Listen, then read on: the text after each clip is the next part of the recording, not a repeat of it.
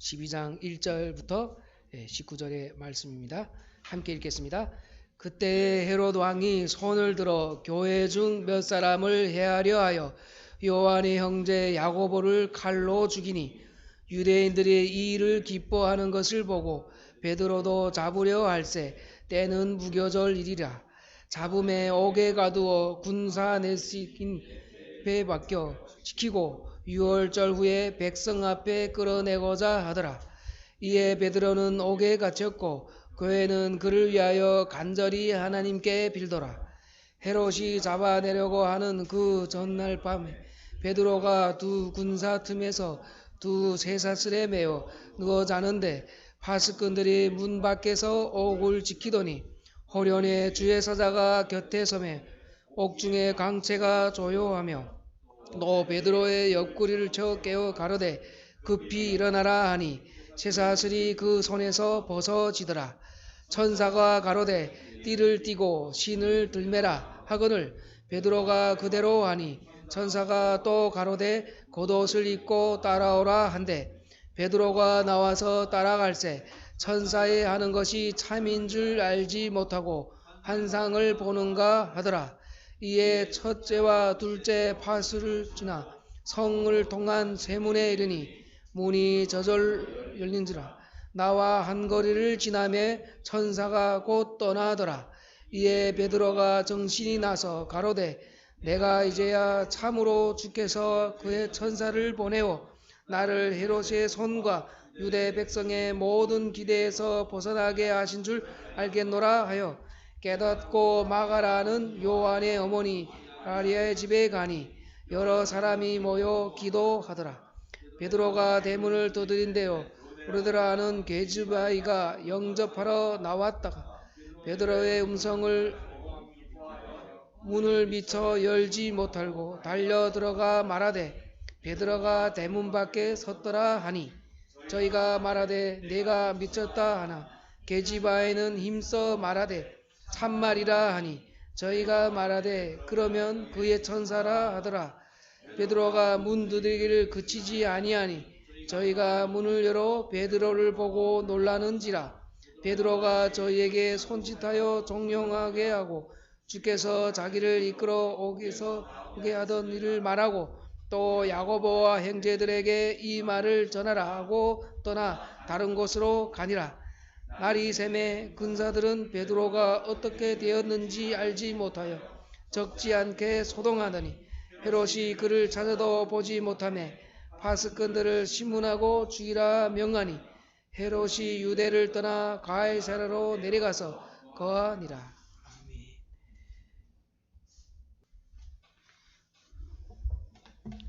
네, 올 초에 코로나 바이러스로 인해서 이렇게 모이지 못하다가 다시 모이는 은혜를 5월달, 6월달에 가졌는데 이 교회 근처에 이렇게 확진자들이 늘어나고 하는 연고라 지난 주일에 저희 당회에서 급하게 2주간이라도 다시 한번 우리가 우리 자세를 돌아보고 또 여러 부분들을 정비하자 이렇게 결정을 했습니다. 그런데도 또 이렇게 함께 하신 분들은 감사하고 또 교회에서는 함께 하지 못하지만 댁에서 비대면이라고 하죠. 얼굴을 직접 대하지는 않지만 이렇게 함께 예배하는 성도들 계신 줄 압니다. 이 시간 잠깐 기도하고 말씀을 나누도록 하겠습니다. 하나님 아버지, 사도행전의 내용이 계속 진행되면서 지금부터 2000년 전에 있었던 초대교회에 하나님께서 얼마나 섬세하고 구체적으로 당신의 사람들을 세우시고 그러므로 교회를 완성시켜 가는지를 보게 해주시니 감사합니다. 오늘 또한 교회 안에 닥친 여러 어려움 가운데 교회 안팎으로 어려울지라도 교회의 교회됨은 무엇인가를 오늘 말씀을 통해 보기를 원합니다. 주님 은혜 주셔서 우리의 심령에 말씀을 통한 뜨거움과 주의 살아계심과 인도하심에 대한 기대가 우리를 가득 채우는 복된 시간이 되게 하여 주옵소서. 예수님의 이름으로 기도하옵나이다. 아멘. 주께서 승천하신 후에 두 가지 현상이 교회에 있었습니다. 구분하기 좋게 이제 두 가지라고 얘기하는데, 하나는 교회가 그 상황이 어떻든 계속 풍성해져 갔습니다.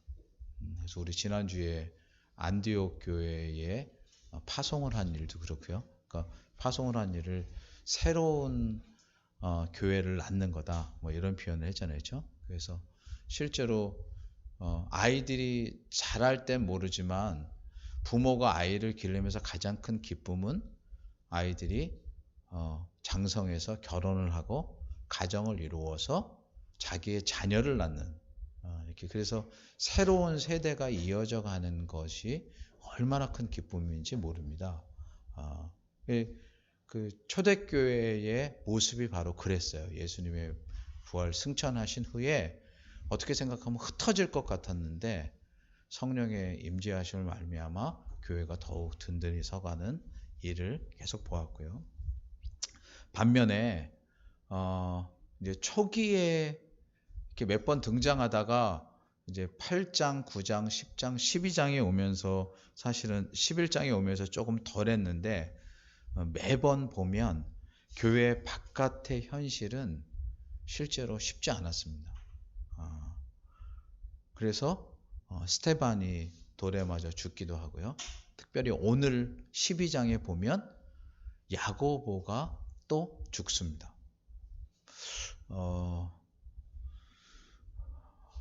모르겠어요. 제가 모르겠다고 하는 건 여러분이 죽음을 대하는 태도가 어떤지 잘 모르겠어서.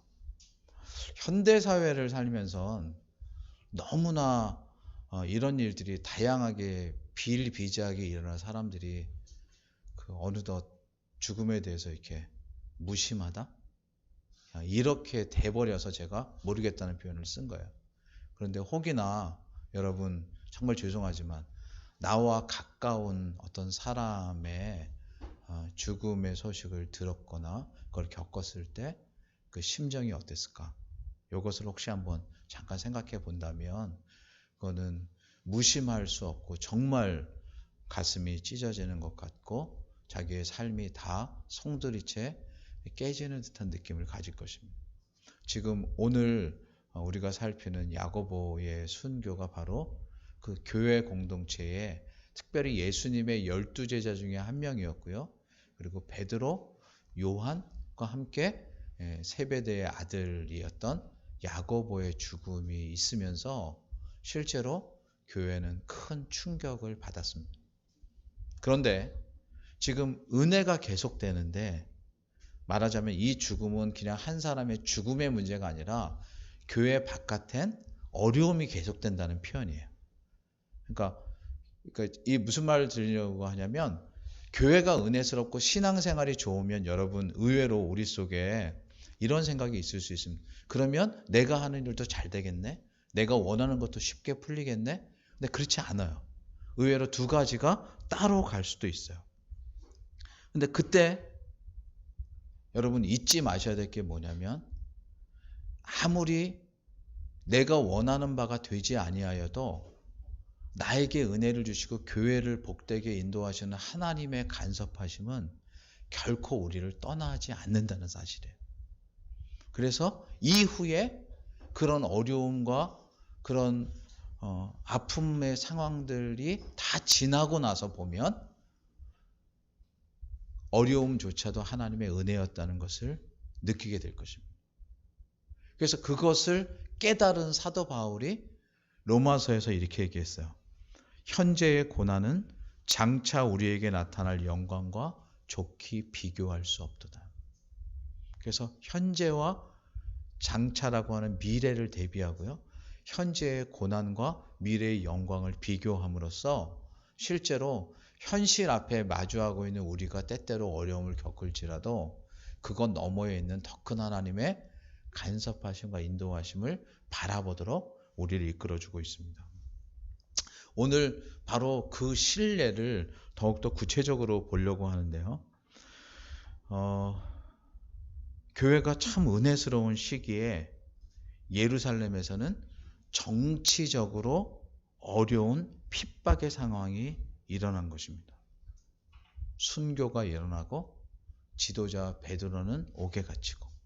그러나 여러분, 보이는 걸로만 다라고 여기지 마시고, 제가 조금 전에 이미 얘기 드린 것처럼 하나님의 선하시고 인자하심이 마침내 어떻게 일어나는지 이것을 가슴에 품고 이 내용들을 살펴보시면 좋겠습니다.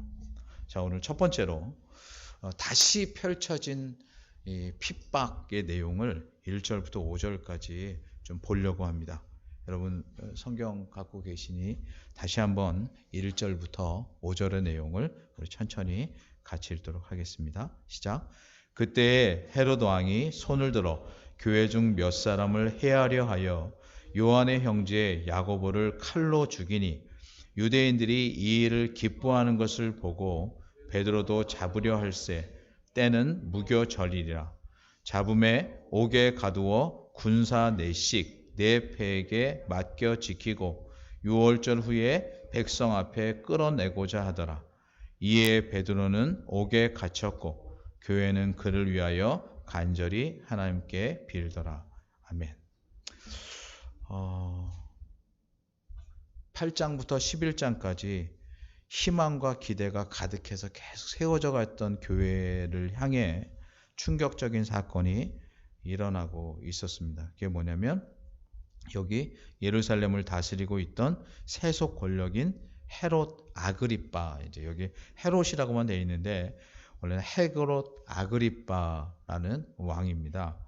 그래서 그가 교회의 지도자들을 핍박하고 박해하면서 그 핍박하고 박해하는 것도 사실은 정말 고통스러운 일인데 중추적인 세력이라고 할 수 있는 야고보를 죽였습니다. 근데 이것이 특별한 이유가 있었던 건 아니고요. 여기 보면 3절에 유대인들이 이 일을 기뻐하는 것을 보고 이렇게 나와요. 즉 여러분 정치는 백성을 위한 것이거든요. 왕이라는 존재는 백성을 위한 것이에요. 그래서 리더십이 방향을 잃으면 사실은 자기를 향하게 되어 있는데 여기 지금 방향을 잃은 모습을 보이고 있어요. 그래서 백성들이 기뻐하고 그에 대해서 자기가 그 권력을 누리는 방향으로 여기 가면서 이걸 요즘에는 이렇게 얘기하는데요. 포퓰리즘이라고 하는데 인기 영합을 하는 정치. 결국 이렇게 하고 있어요.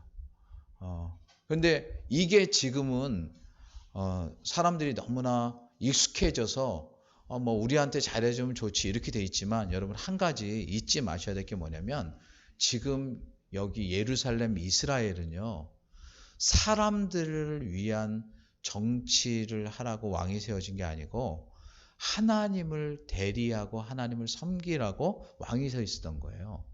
근데 지금 이 헤롯의 모습은 하나님은커녕 사실은 사람들에게 공의를 펼치는 것도커녕 그냥 사람들이 기뻐하는 것을 따라서 가는 인기 영합적 모습을 가지고 있어요.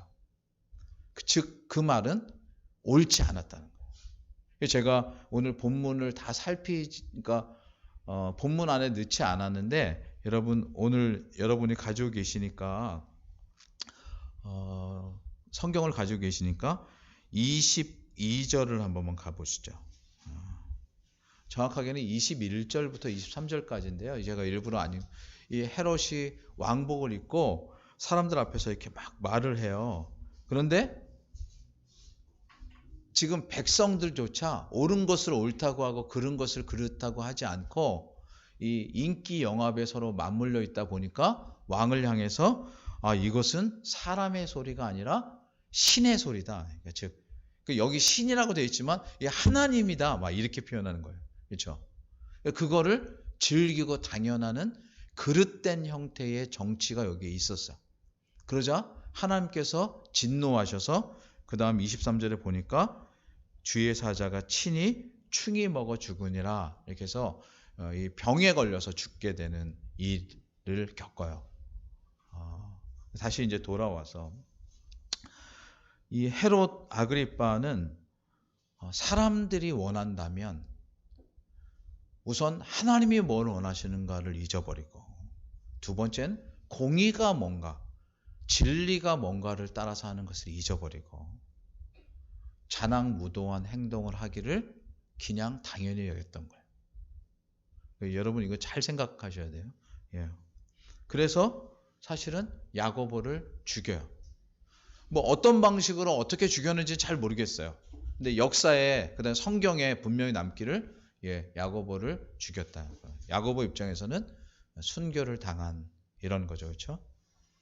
근데 이 모습을 보면 죄송하지만 이게 그냥 성경에 있는 내용이니까 마치 그 부전자전이라고 실제로 이 헤롯 아그리빠의 아버지가 헤롯 안티파스라고 하는 사람이에요. 안디바 이렇게 하는데 그 아버지인 헤롯도 사람 죽이기를 실제로 하나님을 두려워하지 않았어요.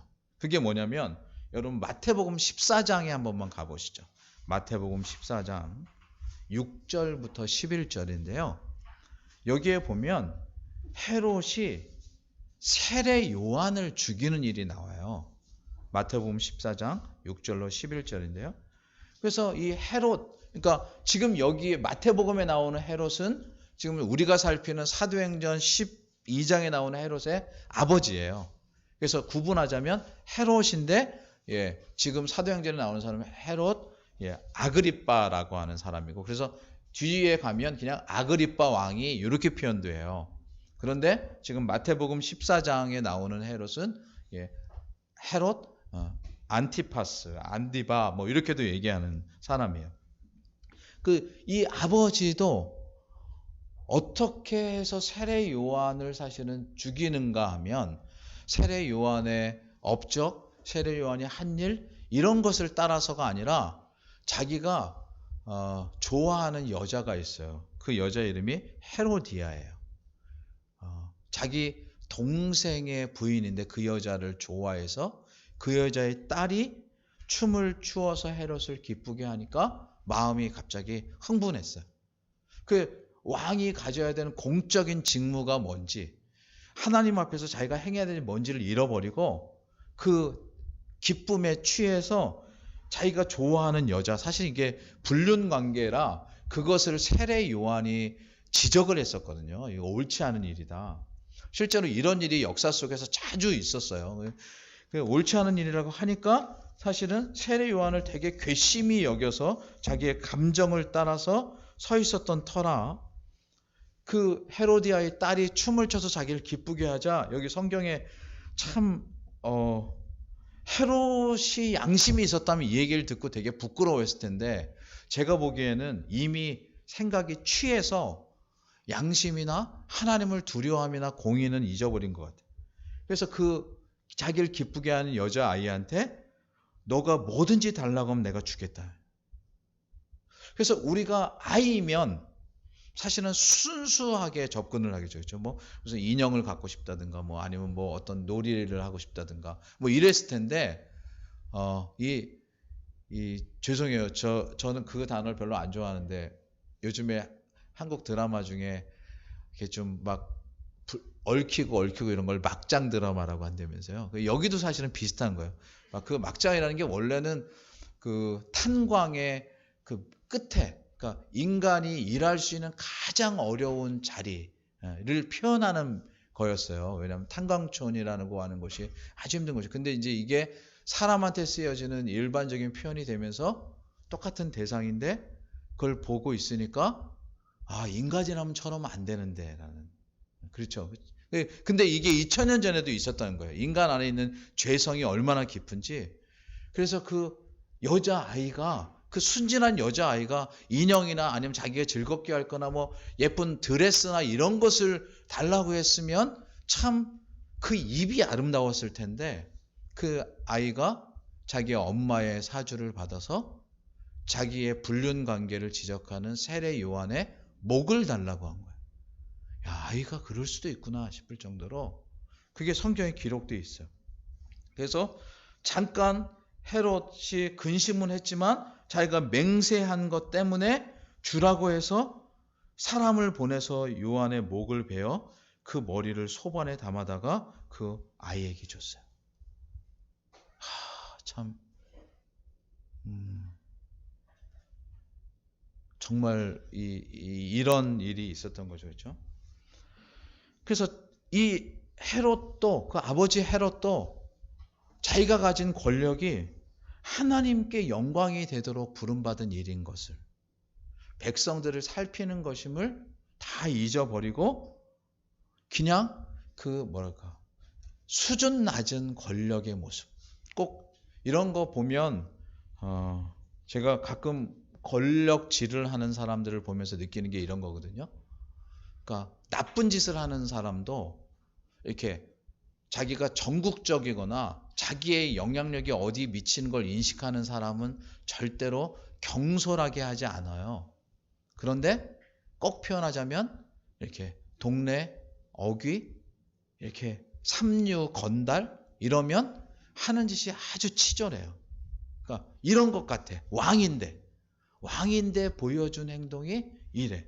그러니 그도 불행하게 살았을 뿐만 아니라 그의 아들도 역시나 그것을 이어받아서 오늘 보여준 것처럼 야고보를 사람들의 기쁨이 되게 하려고 죽이는 그런 모습이에요. 그 야고보를 죽일 뿐만 아니라 더불어 그 일을 어쩌면 덮고 자기의 부끄러움을 드러내지 않으려고 해서인지 베드로도 잡으려고 했으며, 그러므로 마침내 5절에 보니까 베드로가 옥에 갇혔어요. 여러분, 이런 역사적인 현실들을 보면서 혹시 여러분 무슨 생각을 가지세요? 때로 신앙을 가지고 살면서 내가 하나님 앞에 되게 바르게 한 것 같고, 또 어떤 사람도 정말 진실한 것 같은데 권력에 의해서 무고하게 희생당하고 하는 일들을 보면 정말 막 분통이 터지죠, 그렇죠? 정말 그런 일들이 비일비재합니다. 그런데요, 성경에 결코 하나님께서는 그런 일을 야고보가 당하였어도 그 죽음이 무고한 죽음으로 끝나지 않는다라고 하는 것을 몇 힌트를 통해서 우리에게 말씀해 주세요. 그게 뭐냐면, 여러분 3절 한번 가보시죠. 3절. 3절 한 번만 더 같이 읽어볼게요. 시작. 유대인들이 이 일을 기뻐하는 것을 보고 베드로도 잡으려 할새 때는 무교절이리라, 이렇게 되어 있습니다. 무교절이라고 하는 말은 달리 얘기하면 유월절이라고 합니다. 그러니까 유월절은 이스라엘 백성들이 애굽으로부터 구원함으로 얻은 거예요. 그래서 유월, 그래서 피를 보고 문설주에 바른 양피를 보고 죽음의 세력이 그 집을 넘어갔다. 즉 이 집은 구원을 받았다. 그래서 패스오버라고 영어로 표현하는데, 그래서 유월절, 즉 구원. 그래서 구원인 유월절은 이꼴 실제로 출애굽을 상기시키고요. 이때 먹었던 게 뭐냐면 누룩이 없는 빵. 그래서 무교예요.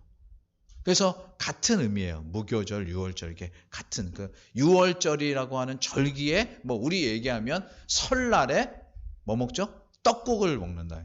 지금은 이제 흔해져서 떡국을 아무 때나 먹고 예를 들면 분식점에 가서도 먹을 수 있고 등등 이렇게 하지만, 당시에는 그게 유월절 시즌에 먹는 음식이어서 부르는 게 유월절이에요. 근데 그 유월절은 출애굽의 유월절로 끝나지 않고 지금 사도행전을 대하고 있는 이때의 유월절은 또 다른 의미가 있습니다. 예수 그리스도를 부르는 표현이 이런 거예요. 유월절의 어린 양. 우리를 위해서 십자가에서 피를 흘리심으로 그분을 믿는 자마다 구원을 얻게 하신 우리 주님. 그렇죠? 그래서 마침 야고보가 죽었어요. 베드로도 옥에 갇혔어요. 그런데 그 시즌이 유월절이야. 그래서 우리는 그냥 그럴 때 그냥 그렇게 됐구나. 뭐 우리로 표현하자면 추석이 다가오고 설날이 다가오고 무슨 명절이 다가오는데 무슨 일이 있었구나 싶기도 하겠지만, 성경은, 그리고 하나님께서 행하시는 일은 절대로 그렇게 일반적이지 않고 우연히 돼 하나님의 섭리 가운데 있는 것이 성경이 보여주는 귀중한 메시지입니다. 그래서 지금 유월절 때예요. 그래서 야고보의 죽음이나 베드로를 잡으려고 하는 시도가 헤롯에게 있어서는 사람들을 기쁘게 하고 사람들을 통해서 자기가 권력을 유지하려고 하는 그런 모습으로 나타나지만, 하나님께서는 마치 야고보의 죽음도, 그리고 베드로의 지금 붙잡힘도, 더 나아가 우리들의 어려움, 성도들의 어려움도 표현하자면 유월절의 어린 양이 속죄를 위해서 자기를 희생하는 것과 비슷하다고 하는 표현을 하고 있는 거예요. 무슨 말씀이냐면, 그리스도의 죽으심과 같이 참된 성도들의 고난, 어려움, 핍박, 박해, 심지어 죽음은 우리가 보면 한 사람이 그냥 죽은 것 같아요. 야고보가 죽었어요. 그렇죠? 그냥 죽은 것 같지만 그때가 유월절임을 인해 그의 죽음은 결코 그냥 지나가는 죽음이 아니고 하나님께서 당신의 아들 그리스도를 통해서 내신 은혜처럼 그를 통해서 하나님의 구원의 역사가 계속된다고 하는 은혜를 펼치고 있는 거예요. 성도들은 그러므로 이것을 명심해야 됩니다. 내가 하나님의 뜻을 따라, 그러니까 사람을 기쁘게 하려고가 아니라 하나님의 뜻을 따라 사느라고 겪는 어려움은 세상 사람들이 흔히 말하는 힘없고 돈 없어서 겪는 어려움이라 여기지 마시고, 하나님이 뜻이 있으셔서 허락하신 어려움이요, 나아가 내가 겪는 어려움을 통해서 주께서 영광 받으실 뿐만 아니라 주의 뜻이 이루어지는 헌신이 된다는 거예요. 주님께서는 이렇게 말씀하셨죠. 자기 목숨을 얻는 자는 잃을 것이요, 나를 위하여 자기 목숨을 잃는 자는 얻으리라. 이렇게 말씀하셨어요. 이게 성경이 말하는 아주 귀중한 표현이에요. 제가 왜 이런 표현을 드리냐면, 여러분, 야고보라고 하는 영어의 이름이요, 제임스입니다. 제임스. 그러니까 우리말로는 야고보라고 이렇게 표현이 되는데 그 영어로는 제임스예요. 그런데요, 재밌는 게 뭔지 아십니까? 야고보가 죽은 지 2000년이 되었는데, 여러분 인터넷에 한번 검색해 보면 영어권에서 남자 아이들에게 붙여주기 좋아하는 이름 중에 거의 5위 안에 드는 이름이 제임스예요. 1위가 윌리엄, 2위가 올리버, 세 번째가 해리. 이게 매년 바뀌긴 하는데, 그러면서 제임스라는 이름을 사람들이 좋아해요. 그 제임스라고 하는 이름이 사실은 제가 이걸 보면서 상당히 놀랐어요. 왜 사람들은 이걸 좋아할까? 어쩌면 그냥 죽어간 한 인물 같은데 아니에요. 우리의 마음과 우리 속에 기대를 갖게 하시는 분도 저는 하나님이신 줄 믿습니다. 여러분, 사람들이 우리나라에도 최근에 그 제주에 그 올레길이 생기면서 한국 사람들이 여행을 가면 꼭 가고 싶어 하는 데가 있어요. 뭐 물론 여러 군데 많겠죠.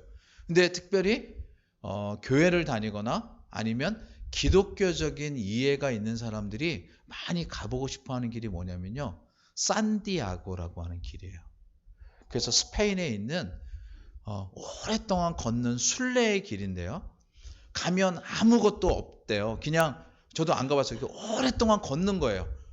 걷는데 그 걷는 길에 자그마한 교회가 하나 있어요. 이름이 산디아고 성당이에요.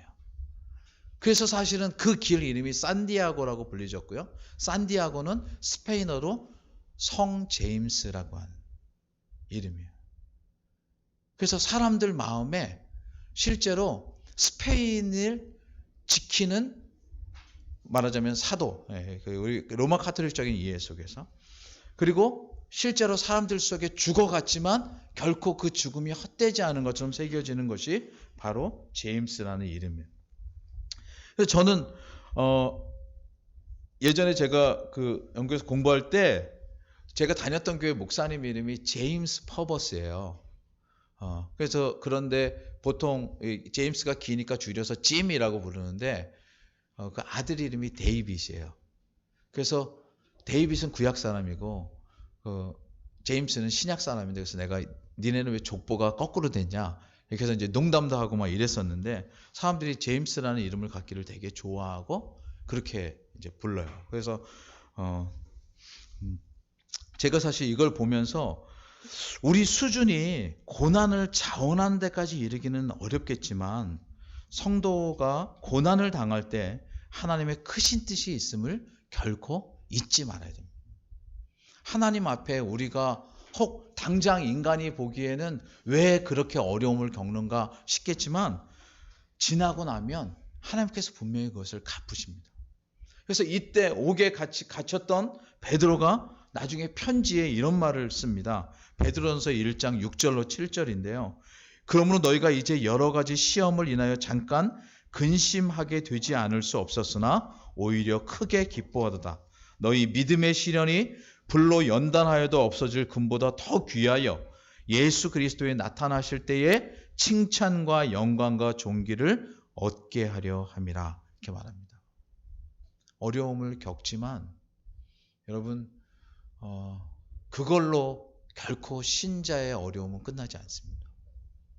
그런데 사람의 영광은 아까 우리가 본 것처럼 사실은 더 하나님 앞에 옳지 않은 결과로 끝납니다.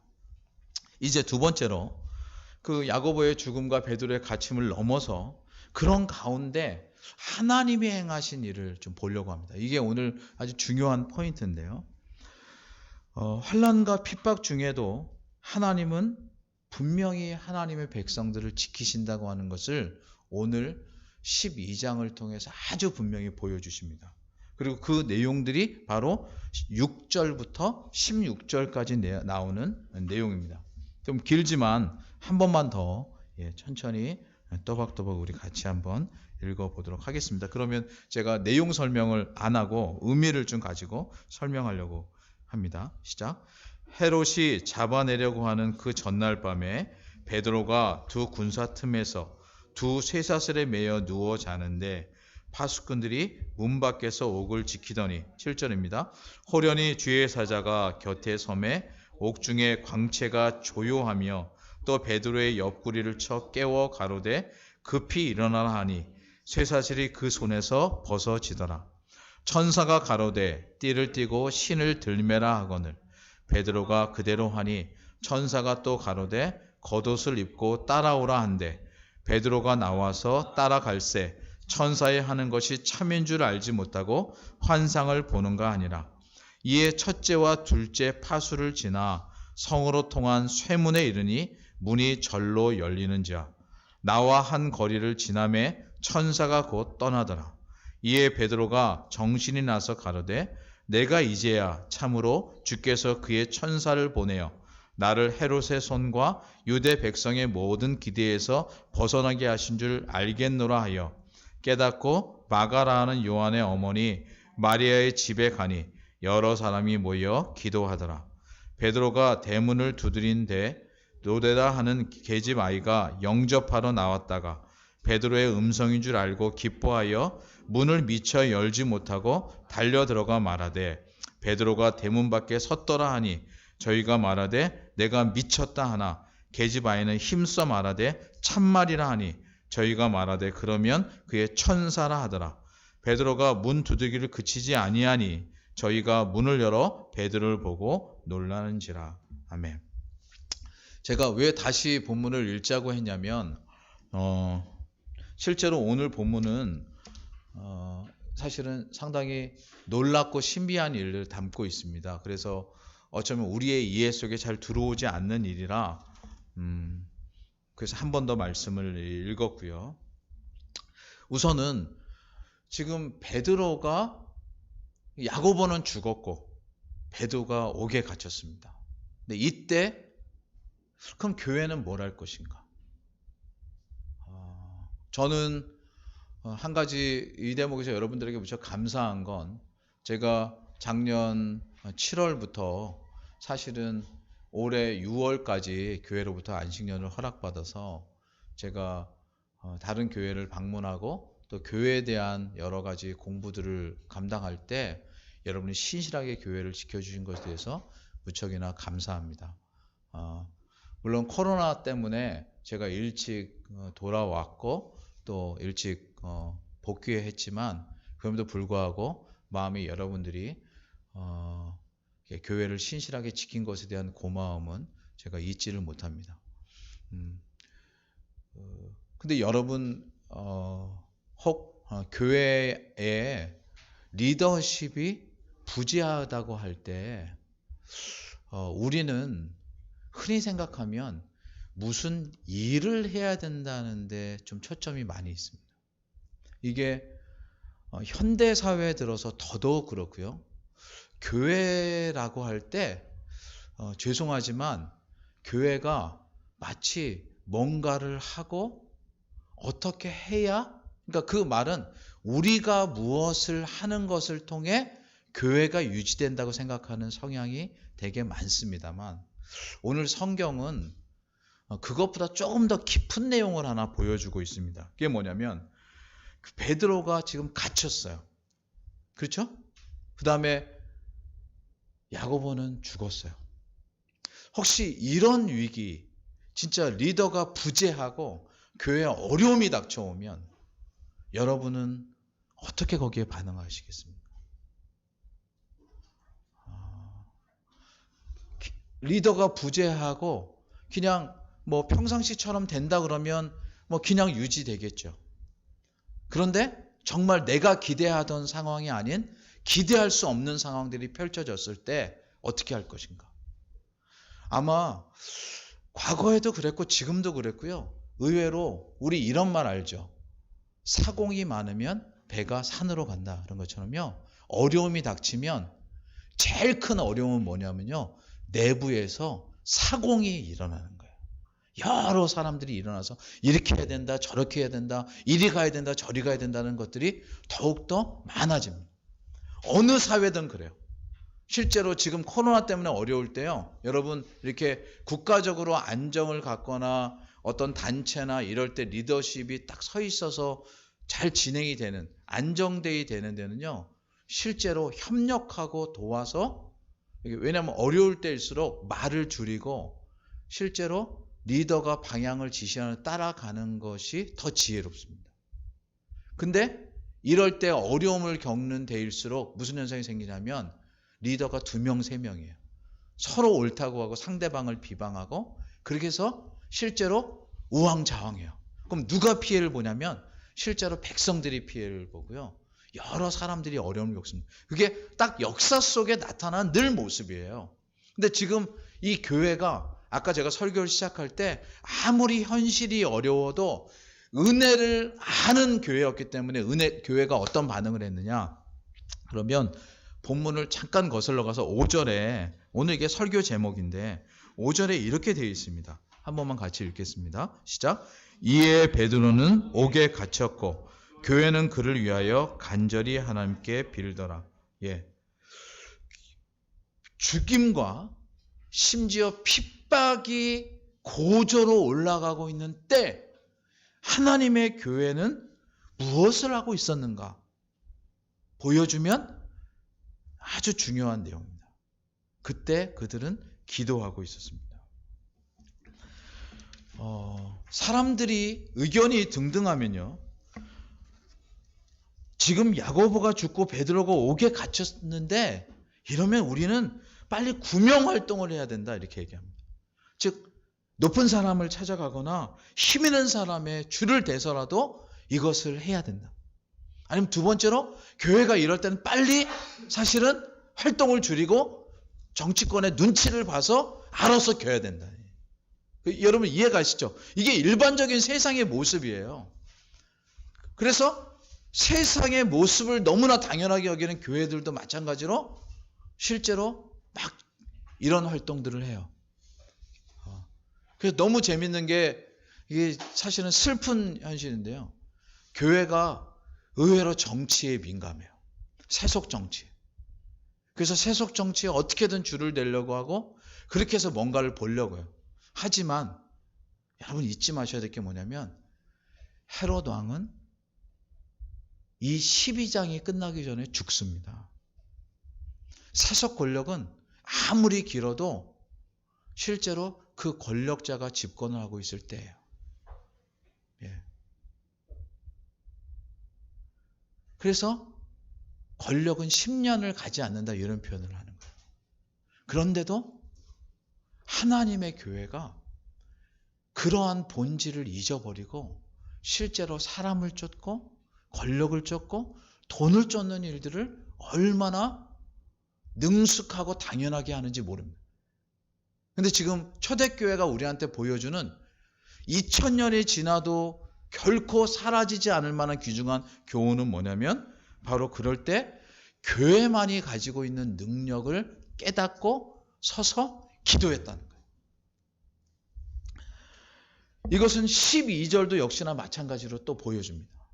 옥에 갇혀 있을 때 두 번이나 이렇게 얘기해요. 12절 깨닫고 마가라 하는 요한의 어머니 마리아의 집에 가니 여러 사람이 모여 기도하더라. 이거 지금 베드로가 찾아갔을 때 그 집에서 기도하고 있었던 거예요. 어떻게 보면 기도는요, 가장 무력하고 가장 대항할 힘이 없어 보이는 태도 같아 보입니다. 왜요? 외부에 나타나는 게 아니잖아요. 그렇죠? 외부에 표출되는 게 아니잖아요. 기도는 오직 하나님과 나 사이에만 문제고요. 기도는 성도들이 교회에서 정말 세상을 향해서가 아니라 하나님을 향해서만 서는 자세이기 때문에 그렇습니다. 그런데 성경은 신앙의 선배들이 이를 만날 때마다 동일한 반응을 보여준 것을 말합니다. 그게 바로 기도입니다. 기도는 내가 무엇을 하려고 하는 게 아니고 철저히 하나님께서 역사하시기를 구하며 그분께 의탁하는 자세입니다. 사실 지금 교회들이 어렵습니다. 코로나19로 어렵고 성도들이 모이기 어려워서도 어렵고 전도와 선교가 안 돼서도 어렵습니다. 이것은 교회의 어려움뿐만 아니라 성도들의 어려움이기도 합니다. 생업이 힘들기도 하고요. 일상이 힘들기도 합니다. 그러나 이때 우리가 할 수 있는 게 뭐냐면요. 주께서 지금 순교의 현장과 계속되는 죽음의 위협 그리고 교회에 대한 핍박 가운데 초대교회 성도들이 보여주었던 바 기도하고 또 기도하고 또 기도하는 모습을 통해 유일한 길은 사람들에게 있지 않고 하나님께 있음을 알게 하기 위한 것이 오늘 본문의 귀중한 교훈입니다. 사랑하는 성도 여러분, 코로나19 때문에 교회가 회집을 못하는 것을 넘어서 성도들의 일상이 무너지고 어렵습니다.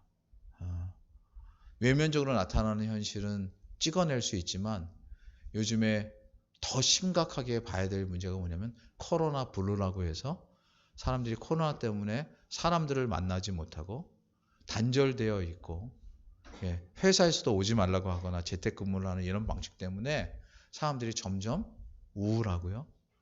그래서 죄송하지만 여러분 안 그런 것 같은데 잘 살펴보면요. 우울하다는 말을 사람들이 전부 다 더 많이 입에 달고 삽니다. 심지어 의사들조차 현실에 대해서 부정적인 표현들을 쏟아내기를 너무나 당연히 여깁니다. 그분들이 잘못이 있어서가 아니에요. 이게 그냥 배어 나오는 거예요. 벌써. 근데 죄송하지만 이 대목에서 이게 얼마나 지속될지 우리 중에 아는 사람이 아무도 없잖아요. 그렇죠? 따뜻한 여름이 되면 종식될 거라고 했는데 지금 더위가 와도 종식되지 않고 더욱더 기승을 부리고요. 지금 주로 여기서 기승을 부리던 것이 요즘에는 여러분 보도가 이제 정말 까놓고 얘기하면 요즘에 보도를 안 해요. 왜요? 보도를 하면 이 불안감이 더 커질까 봐. 근데 지금 여러분 우리는 덥지요. 우리랑 계절이 완전히 반대인 데가 남반구거든요. 남반부는 겨울이에요. 거기는 지금 심각합니다. 왜? 겨울이잖아. 그렇잖아요. 겨울이니까 당연히 바이러스가 기승을 부리잖아. 그러니까 심각해. 보도가 안 되는 데는 더 심각해. 그러니까 사실은 이게 심각한 상황이에요. 그래서 말하자면 보도를 안 해. 왜? 그럼 희망을 자꾸 잃으니까. 그러니까 그런 연고나 보도를 안 하고 희망을 잃어가고 하면서 마음속엔 자꾸 지쳐가는 거예요. 근데 이때 우리는 현실이 코로나여서가 아니라 현실이 메르스여서가 아니라 현실이 사스여서가 아니라 여러 문제와 현상들을 수많이 겪어도 이미 2000년 동안 지속된 귀중한 하나님의 방법을 우리가 알고 있는데 그게 말하자면 기도하는 일이에요. 이게 여러분 막 매달려서 이런 게 아니라 하나님을 의지한다는 말이에요. 하나님, 이 일은 하나님만이 해결해 주실 수 있습니다. 어떠한 의료진도 인간이 100세를 살고 달나라를 가고 어디 화성을 가고 이런 일이 수많이 난무해도 보이지 않는 바이러스에 무너져버린 현실을 우리는 보는 거잖아요. 그렇죠? 이때 뭐 하겠어요? 그럼 바이오 제품 같은 데 돈을 투자하겠어요? 그건 우리가 해도 안 될 양이에요. 지금 막을 수가 없는 거예요. 해일 같은 것이 몰아닥치는 이때 우린 그럼 뭘 할 것인가? 가장 쉽게는 평범하게 내 주변에 나에게 허락된 것을 감사하는 거예요. 내게 허락된 만남, 사람들. 전에는 대수롭지 않게 여겼던 사람들이 얼마나 소중한가. 그렇죠? 그리고 뿐만 아니라 내가 감당하고 있는 일들이 있음을 감사하는 거예요. 사람들로 인해서 감사할 뿐만 아니라 작은 일들. 그리고 좀 더 나아가서 여러분 할 수 있는 일이 있다면 여러분 전에는 나를 향해서만 생각했지만 여러분 이제 주변을 향해서 이렇게 돌아보는 일들을 하십시오. 소소하지만 아주 작지만 내가 정말 벽돌 하나를 여러분 이렇게 산에 가다 보면 돌탑 같은 거 쌓은 것처럼 그게 기원을 위한 탑이지만 다른 의미로 얘기하면 인생을 살아가면서 내가 자그마한 돌 하나를 쌓아서 누군가에게 큰 힘이 될 수 있는 계단이 될 수도 있고요. 인생이 될 수도 있어요. 내 마음속에 불같이 화가 일어나고 내가 그래도 그 사람을 향해서 뭔가를 도울 수 있는 일이 뭔가를 뒤찾아서 하는 거예요. 예전과 달리 우리에게 주어진 하나님의 일들을 기쁘게 여기면서. 근데 그의 절정이 뭐냐면 기도하는 거예요. 밤새서 기도하고 이런 의미가 아니라고 말씀합니다. 하나님 도와주십시오. 하나님만이 유일한 해결책인 줄 믿습니다. 예수님이 살아계실 때도 예수님이 제자들과 함께 계실 때에도 한 벙어리 귀신이 들린 아들을 둔 아버지가 찾아온 적이 있어요. 그래서 제자들이 그 전에 막 귀신도 쫓아내고 질병도 낫게 하고 그러니까 제자들한테 맡겼어요. 근데 제자들이 못 이겨. 제자들이 그 아이를 고치질 못해. 그래서 그 아버지가 예수님에게 보여달라요. 너희 선생님한테. 그 예수님이 단번에 고치세요. 그러면 스승이니까 제자보다 낫다 이렇게 생각하기 쉽지만 그게 아니고 제자들이 나중에 물어요. 주님 과연 이유가 뭡니까? 근데 예수님이 하신 이 말을 여러분 많이 있습니다. 마가복음 9장 29절인데요. 기도 외에 다른 것으로는 이런 유가 나아갈 수 없느니라. 여러분 인생에 여러 가지 닥칠 때 이 사람도 만나고 저 사람도 만나고 전화도 하고 별의별 그거 다 할 수 있어요. 내가 이제까지 살아온 걸 다 동원해서. 그건 아까 비슷해요. 구명운동이랑 비슷해요. 막 사람들을 동원해가지고 어떻게라도 해결해 보려고 몸부림치는 것. 그거는 누구나 할 수 있어요. 그건 본성적으로 누구나 하는 일입니다. 하지만 우리가 하나님의 자녀로 부름받았다고 할 때 우리의 힘으로 할 수 없는 현실 앞에 섰을 때 우리는 무엇을 할 수 있는가? 기도 외에는 다른 이유가 나아갈 수 없다고 생각하고 하나님 은혜를 베풀어 주십시오. 그러면서 소소하게 내게 주신 사람들, 내가 감당할 수 있는 일들, 내가 돌아볼 일들을 소소히 감당하는 거예요. 그러면요 버틸 수 있어요.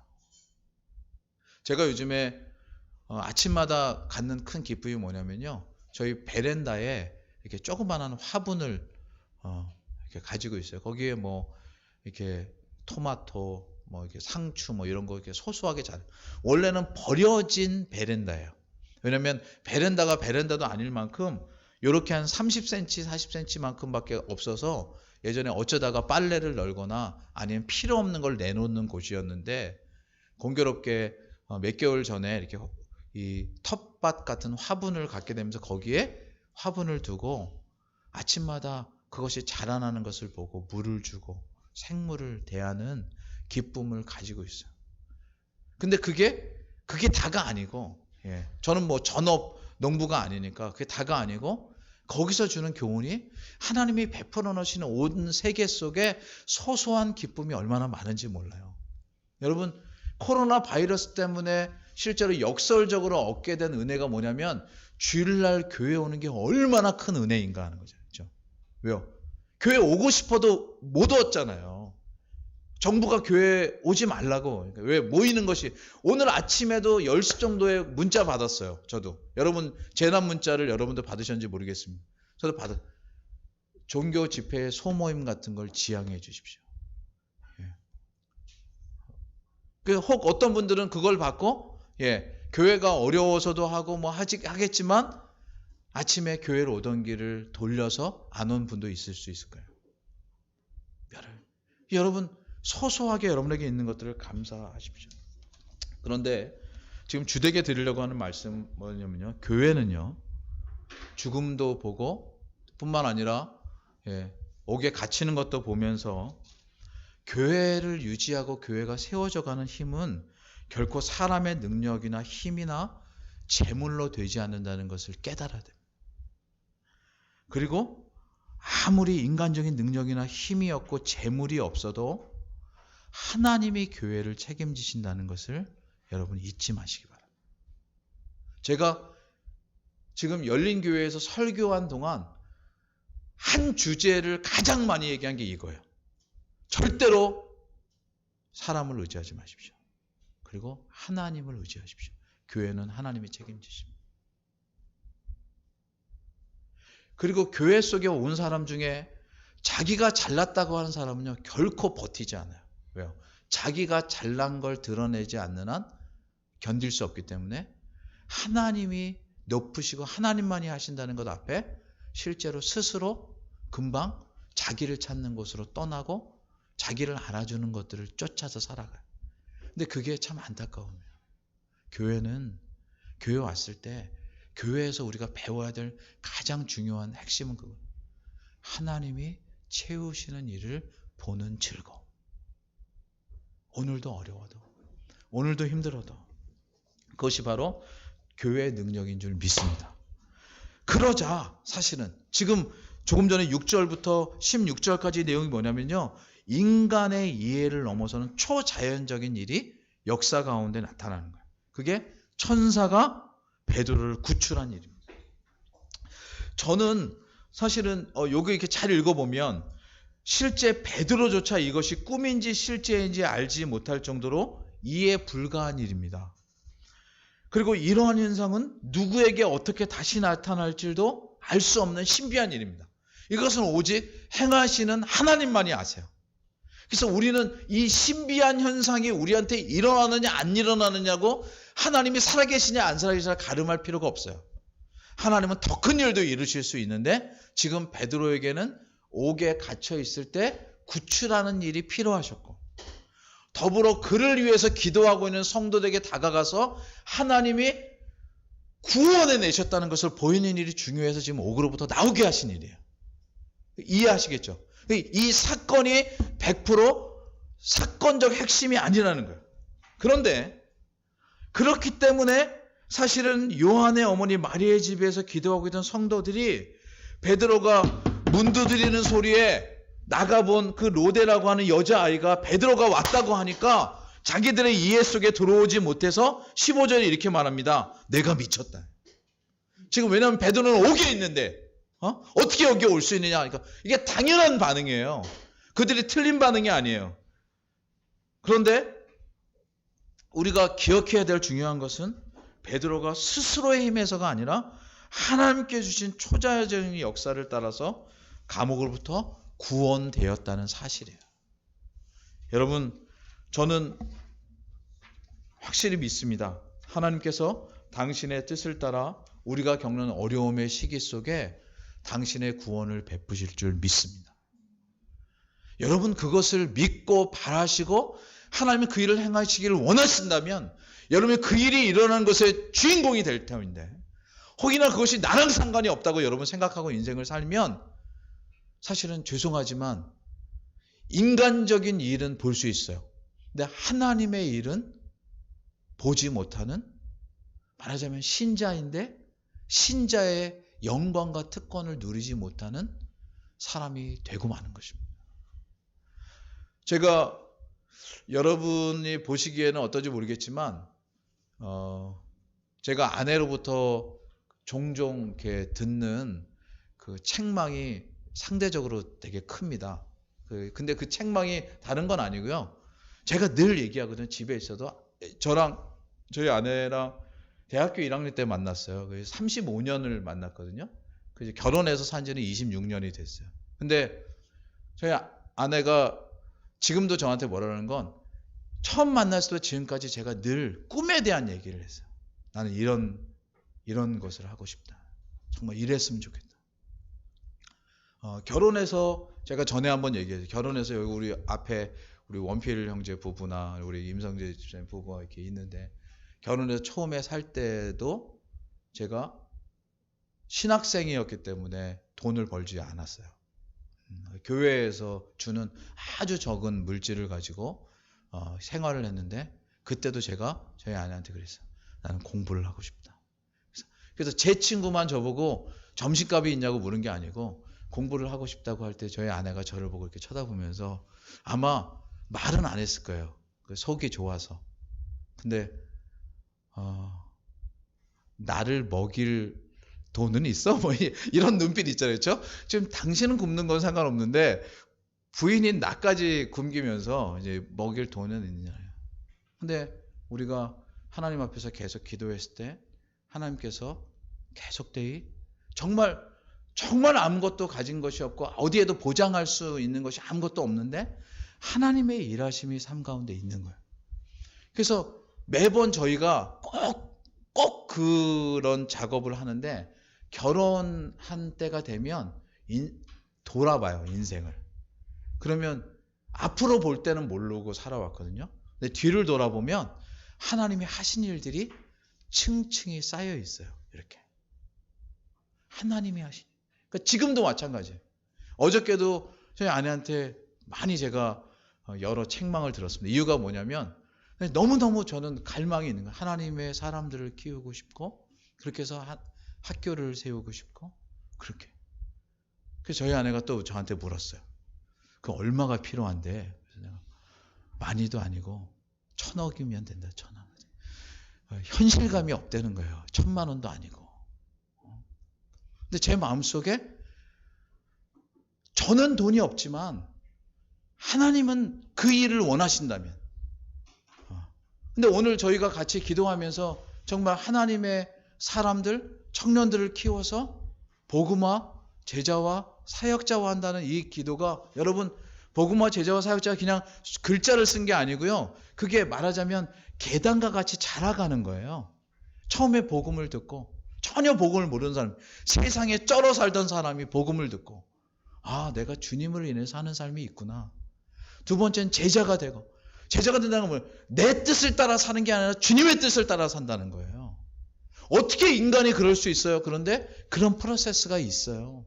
세 번째는 사역자가 되는 거예요. 나의 전 삶을 다 바쳐서 이제는 내가 사는 것이 나를 위해서 사는 것도 아닐 뿐만 아니라 내 뜻에 의해서 사는 것도 아니고 누가 나를 불러서 사는 것도 아니고 오직 주님만이 나를 붙드실 수 있다는 각오로 살아가는 거예요. 그래서 그 사람이 지나가는 데에 인간적인 일은 어떻게 나타날지 모르지만 사람들이 느끼는 거예요. 아, 저 사람은 하나님의 사람이다. 그것을 키워내는 것을 보고 싶은 거예요. 인간적으로 잘난 너무 많아요. 여러분 죄송하지만 정말 너무 많아요. 돈으로 키워낼 수 있는 사람은 너무나 많아요. 그러나 하나님의 사람으로 키워줄 수 있는 건 정말 하나님의 은혜가 있어야 가능한 줄 믿습니다. 바로 그러한 고백과 각오를 가지고 기도할 때 하나님께서 초자연 역사를 통해 베드로를 감옥에서 구원해내신 일들이 있었던 것입니다. 제가 설교가 좀 길어질까봐 조심하지만 한 가지만 제가 좀 소개해드리고 싶은 책이 있습니다. 물론 이 책은 한국에 번역은 되지 않았습니다. 그래서 Sounds from Heaven이라고 해서 하늘로부터 온 소리라고 하는 책인데요. 최근에는 출석하지 못하고 우리 송경복 권사님이 진짜 보시던 책이에요. 이 안에 보면 단어 하나하나 찾아가지고 막 이렇게 하고 얼마나 열심히 읽으셨으면 책이 다 다를 정도로. 근데 이런 책들을 다 정리해서 이제 저한테 주시면서 제가 설교를 준비하던 중에 며칠 전에 이 책을 이제 다시 꺼내봤어요. 책의 내용은 이것입니다. 지금부터 70년 전, 여러분 다음 주면 이번 주면 6.25죠, 그렇죠? 6.25 이번 6.25가 6.25 70주년입니다. 그래서 한국에는 전쟁이 있던 이때 여기로부터 멀리 떨어진 영국의 그 서북쪽에 조그만한 섬, 좀 규모가 섬 두 개가 있습니다. 하나는 루이스라는 섬이고요. 하나는 해리스라는 섬이에요. 그래서 우리나라 여기 서해안으로 따지면 강화도 같은 이렇게 이쪽에 있는 섬이에요. 서북쪽에 있는 섬인데 그 섬에서 1949년부터 1952년, 그러니까 우리나라로 얘기하면 딱 한국전쟁이 있었던 그 시기 전후에 있었던 영적인 부흥에 대한 내용을 기록한 거예요. 그 실제로 그 자리에 있었던 사람들이 증언을 하고 그 일이 어떤 것인가를 얘기한 내용이 여기에 있어요. 제가 사실은 이 책을 통해서 이곳을 보기 전에 어떤 다른 학자가 쓴 책을 보고 제가 영국에 유학을 가고 싶었고 사실 거기를 간 것인데 이 섬에는 못 갔어요. 그러니까 제가 같이 공부하던 친구들은 이 섬 출신들이 있는데 그 섬에는 정말 주일이면 온전히 모든 상점이 다 문을 닫고 하나님을 예배하고 성도들이 어린아이부터 큰 사람까지 다 하나님 말씀을 따라 살려고 몸부림치고 이런 것들을 다른 책에서 봤어요. 그러면서 제가 속으로 무슨 생각을 했냐면 야, 이 지구상에 아직도 이런 곳이 있구나 싶어서 사실은 가고 싶었고 사실은 근처까지 간 거예요. 근데 공부할 때 여력이 없어서 여기에는 갈 수가 없었지만 나중에 이 책으로 보면서 왜 그런 전통이 이어지는가 여기 나타나는 게 내용이 딱 한 가지입니다. 이들이 바로 70여 년 전 1949년부터 1952년에 교회가 함께 모였는데 성도들 마음속에 이런 생각이 들었어요. 정말 하나님의 은혜를 맛보고 싶다. 하나님이 우리와 함께 계시다는 것을 누리고 싶다. 특별히 여러분 섬에 산다고 하는 것은요 아주 척박한 삶이에요. 비바람이 몰아치고 여기서 할 수 있는 건 사실은 몇 가지 없어요. 바다에서 물고기를 잡거나 아니면 양을 키워서 양모를 수출하는 이 것, 요것만 할 수 있는데 이들 속에 정말 이런 척박한 상, 특별히 그 당시 세계 1차, 2차 대전이 끝나고 나서 무너진 나라를 위해 기도하는 마음들이 그들 속에 가득했어요. 그래서 성도들이 밤에, 아니 새벽에 교회에 모여서 기도하기 시작했어요. 핵심은 이거예요. 여기에 표현이 이렇게 한 줄에 기도하고 기도하고 기도하고 기도하고 기도하고 기도하고 기도하고 기도. 하나님의 은혜를 사모하면서 그러자 성도들 마음속에 말씀을 갈급하게 되고요. 여러분 잘 생각해 보세요. 하나님의 일을 보고 싶다면 여러분 누구한테 전화하고 누구 달려가서 만나고 일을 어떻게 해결하고 여기 가면 돈 벌고 이렇게 하겠어요? 아니에요. 잘 생각해 보세요. 사람을 향해서 서 있으면 그렇게 해요. 근데 하나님을 향해서 서 있으면 절대로 그렇게 하지 않습니다. 이게 하나님의 사람이냐 사람의 사람이냐가 구분되는 거예요. 사람의 사람은 높은 사람한테 가서 어떻게든 해야 내가 출세도 하고 내 인생이 풀리기도 하겠지만 그래봤자 그 사람도 권력이 10년이에요. 근데 하나님은 그렇지 않았어요. 하나님을 향해서 나아가면 당장은 아무것도 해결되지 않는 것 같지만 하나님께서 채우신 일들이 나타나자 이 섬에 영적인 부흥이 가득했고요. 그래서 교회마다 성도들마다 진리로 가득 채워지기를 원했고 그것이 섬에서 일어난 일인데 영국 본토로 넘어와서 스코틀랜드라고 하는 나라에 영적인 부흥이 일어났어요. 말씀을 듣고 하나님을 기쁘게 여기는 일들이 가득하게 됐어요. 제가 오늘 왜 이 말씀을 드리느냐, 저희는 지금 어려운 시대에 지나고 있습니다. 정말이에요, 여러분. 여러분이 얼만큼 느끼시는지 모르겠지만 정말 어려운 시대를 보내고 있습니다. 이때 교회 안 오셔도 되고요. 왜요? 인터넷이 다 있잖아요, 요즘에. 그렇죠? 여러분이 있는 자리에서 정말 하나님의 일을 사모하면서 기도하십시오. 근데 기도는 말로 하는 것이 아니고, 기도는 소리를 내서 하는 것, 이 의미가 아니라 여러분 마음속에 하나님이 하시는 일을 보기를 구하십시오. 하나님께서 해결해 주시기를. 그때 저는 소망하기를, 그 결과와 내용은 무엇인지 모르겠지만 지금 베드로가 체험했던 이전에 없었던 놀라운 일들을 하나님께서 여러분과 저에게도 보게 하실 줄 믿습니다. 이 기대가 있지 않고선 우리는 신앙을 종교생활 이상의 것으로 할 수 없습니다. 그런데 마음속에 하나님의 일을 보고 싶고, 하나님의 사람들이 서는 것을 보고 싶고, 하나님의 교회 가든들이 서고 싶은 갈망이 있으시다면 여러분 기도하는 여러분 되시기를 바랍니다. 이제 말씀을 맺겠습니다. 이런 일을 겪고 나니까 베드로가 보여준 태도가 어떤지가 눈에 보입니다. 여러분 17절인데요. 여러분 한번 보겠습니다. 17절 시작. 베드로가 저희에게 손짓하여 종용하게 하고 주께서 자기를 이끌어 옥에서 나오게 하던 일을 말하고 또 야고보와 형제들에게 이 말을 전하라 하고 떠나 다른 곳으로 가니라. 예. 보통은 자신이 겪은 대단한 일을 하면요, 내가 이런 일을 만났어 라고 얘기합니다. 그런데 지금 베드로는 정말 베드로의 변화가 되게 놀라워요. 저는 제가 사도행전 설교를 시작하게 되면서 베드로를, 예전에도 제가 지금 10여 년 전에 정말 베드로 전서 후서를 그때 묵상하면서 깜짝 놀란 적이 있는데, 최근에 더더욱 정말 하나님의 은혜가 임하면 베드로같이 다혈질적이고 정말 인간적인 기대가 별로 없던 그 사람에게 깊고 풍성한 하나님의 일들이 나타나는구나, 이것을 봅니다. 그러면서 지금 베드로가 보여준 모습은 뭐냐면, 자신이 뭘 했다가 아니라, 여기 표현이 이거예요. 주께서 자기를 이끌어 옥에서 나오게 하던 일을 말하고. 주어가 뭐냐면요, 주께서예요.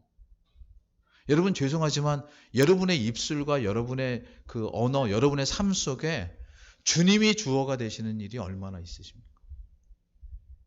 우리는 대부분 내가 했어, 누가 했어, 이런 게 더 익숙하죠, 그렇죠? 그런데 베드로는 주님이 주어가 되셔서 자기를 이끄시는 일이 가득합니다. 그러자 그것은 그에게 있어서의 충만함과 기쁨이 될 뿐만 아니라 사람들에게 감동을 줍니다. 그렇죠? 하나님이 하신 일을 보게 하니까. 이거를 달리 말하면 신적 감동이라고 할 수 있습니다. 여러분 절대로 사람의 마음을 인간이 살 수 없습니다. 인간이 사면요, 죄송하지만 돈을 쓴 만큼 그 마운트만큼만 가능해요. 내가 뭐 돈 얼만큼 해주고 뭐 해주고 이렇게. 정말이에요. 편해요. 인간의 마음을 산다는 게 의외로요 정말 힘들어요. 그런데 내가 하나님을 향해서 하나님이 하신 일들을 나를 드러내면 하나님께서 사람들의 마음을 주관하세요. 근데 여기에 사실은 이 본문을 요 19절까지 한 거는 상당히 이유가 있습니다. 반면에 여기 헤롯 왕이 여기에 마지막에 나옵니다. 여기 19절 한번 읽어보죠. 시작. 헤롯이 그를 찾아도 보지 못하매 파수꾼들을 신문하고 죽이라 명하니라. 헤롯이 유대를 떠나 가이사랴로 내려가서 거하니라. 헤롯은 왕이라는 권력을 가지고 있어도 앞에서도 본 것처럼 사람들을 향해서 서 있었기 때문에 태도와 중심이 다릅니다. 즉 뭐냐면 베드로의 일에 대한 책임을 파수꾼에게 돌리고 그를 죽입니다. 그래서 주변이 감동되지 않습니다. 절대로 사람들이 그 사람을 존경하지 않습니다. 그러니 현실을 피해서 가이사랴로 갑니다. 우리가 생각하면 자기가 벌린 일이면 자기가 책임을 져야 되는데 아주 수준 낮고 아까 제가 죄송하지만 동네의 삼류 건달 같은 그런 왕의 모습을 봅니다. 이 말은 우리로 하여금 이렇게 얘기합니다. 여러분 왕이 돼도 삼류 건달 수준의 모습을 가질 수 있습니다. 리더가 돼도 정말 저 사람이 리더라기보다는 다른 사람들을 이용해 먹는 사기꾼 같이 볼 수 있습니다. 그런데요, 지금 베드로를 세우신 분이 누구냐면 하나님이십니다. 하나님은 그를 세우셔서 그로 하여금 당신을 온전히 바라보게 하시고 당신의 백성이 당신을 의지할 때 그를 책임져 주시는 놀라운 일들을 베푸십니다. 사랑하는 성도 여러분, 우리는 헤롯을 왕으로 가진 사람이 아닙니다. 우리의 영원하신 왕은 우리 구주 예수 그리스도시요 그분을 보내신 하나님이신 줄 믿습니다. 그분을 여러분 가슴에 품으셨다면 이제 어려운 시기에 그분께 의탁하십시오. 그분을 더더욱 바라보십시오. 여러분 이런 표현 아시죠? 사랑을 하면 얼굴이 밝아집니다. 그렇죠? 사랑을 하면 얼굴이 밝아져요. 왜요? 마음에 기쁨이 있으니까.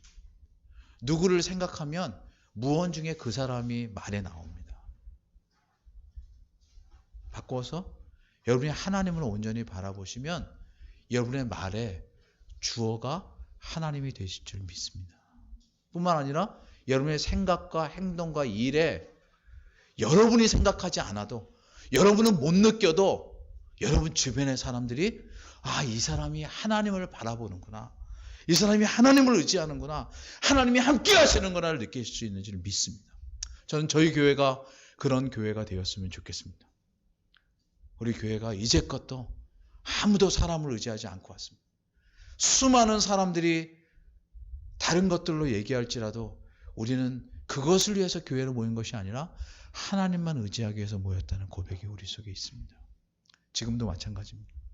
하나님을 의지하기에 하나님이 원하시는 일들을 하고 하나님이 기뻐하시는 일들을 하고 하나님이 기뻐하실 일들을 따라서 우리가 나아가는 일이 교회가 해야 될 일일 줄 믿습니다. 그럴 때 여러분 혹 우리 하은이가 많이 자라서 이후에 내가 어렸을 때 우리 목사님 설교를 이렇게 들었는데 내가 어느덧 나이가 들어서 보니까 하나님이 그때 하신 말씀을 하나도 이루지 않은 것이 없구나. 이렇게 고백하는 은혜가 있기를 간절히 소망합니다. 우리는 혹 우리에 대해 보지 못할지라도 우리 후대에 또 우리 후대의 사람들이 지금 베드로가 그것을 보여주고 있는 거예요. 초대교회가 그것을 보여주고 있는 거예요. 하나님의 사람들. 세상은 아무리 형편이 자기들 중심으로 돌아가고 사람을 따라 돌아가도 그것은 유한하여 때가 되면 죽지만 만왕의 왕 되시고 영원하신 하나님을 따라가는 자들은 결단코 하나님이 놓지 아니하신다는 사실을 여러분 믿으시고 오늘도 그분만 따라가는 저와 여러분 되시기를 주님의 이름으로 축원합니다. 기도하겠습니다. 하나님 아버지, 야고보의 죽음이 너무나 가슴 아프게 다가옵니다. 주께서 그토록 사랑하셨던 자였는데 왕이 사람들을 기쁘게 하려고 마구 휘두른 그 권력에 그저 무고히 죽은 것 같은 마음이 얼마나 가득한지요. 이 땅을 살아가면서도 지난 역사 속에 수없이 많은 일들을 보았습니다. 권력자들이 그 조그만한 단체에서도 힘만 가지면 자기를 드러내는 남들을 다 쳐 죽이고 그러므로 자기의 권력을 더 땅땅거리는 것 같이 여겼지만 하나님 오늘 말씀을 통해 보는 것처럼 저는 야고보의 죽음도 베드로의 핍박도 하나님께서 품으실 때 그것이 헛되지 않은 줄을 믿습니다. 하나님 당신이 더 고귀한 역사로 드러내시고 인도하시는 줄을 믿습니다. 그게 하나님 우리 속에 닥쳐온 지금 코로나19라고 하는 어려움 또 여러 섬기던 분들이 함께하지 못하는 어려움 뿐만 아니라 교회가 직면하고 있는 여러 보이지 않는 어려움들 속에서도 주님 확실히 믿기는 주님이 교회의 주인이신 줄 믿습니다. 주님 인도하여 주시고 주님의 선한 일이 교회에서 떠나지 아니하도록 온전히 주님만 붙잡는 저희가 되게 하여 주옵소서. 눈에 보이는 사람들을 따라가고 사람들을 쫓고 사람들을 의지하고 싶은 것이 우리의 본성이지만 하나님 이때 어쩌면 주님 그것을 제한하게 하신 줄 알고 내려놓아 주님 더더욱 주님만 바라보게 하시고 주님이 원하시는 기쁜 일들을 담아내는 저희들 될 수 있도록 주님 도와 주시옵소서. 소망하옵고 예수님의 이름으로 기도하옵나이다. 아멘.